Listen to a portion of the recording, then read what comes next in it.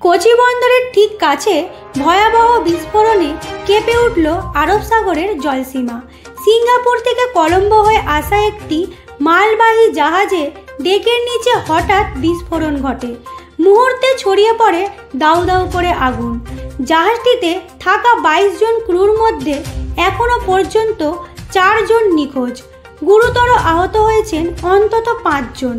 বিস্ফোরণের পর জাহাজ থেকে উঠলে ওঠা কালো ধোঁয়ায় ঢেকে গিয়েছে গোটা এলাকা। উদ্ধার কাজে নেমেছে নিউ ম্যাঙ্গালোর, কোচি এবং আগাটি থেকে পাঠানো 3টি উদ্ধারকারী জাহাজ।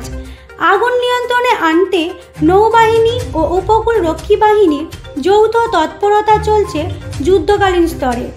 একদিকে যখন জ্বলছে জাহাজের পেট, অন্যদিকে সমুদ্রে ছড়িয়ে পড়া তেল ও ধোঁয়ার কারণে পরিবেশ বিপর্যয়ের আশঙ্কাও বাড়ছে।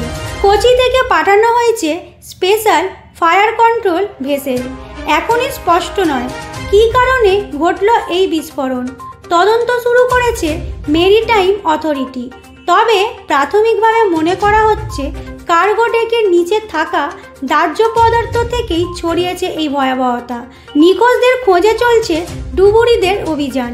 সমুদ্রের নিচে তল্লাশিতে যুক্ত হয়েছে বিশেষ সাবমেরিন ড্রোনও।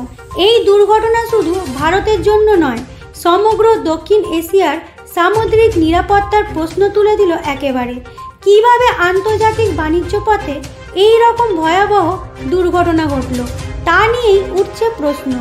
এই রকম আপডেট পেতে চোখ রাখুন আমাদের চ্যানেলে পালস পয়েন্টের দিকে।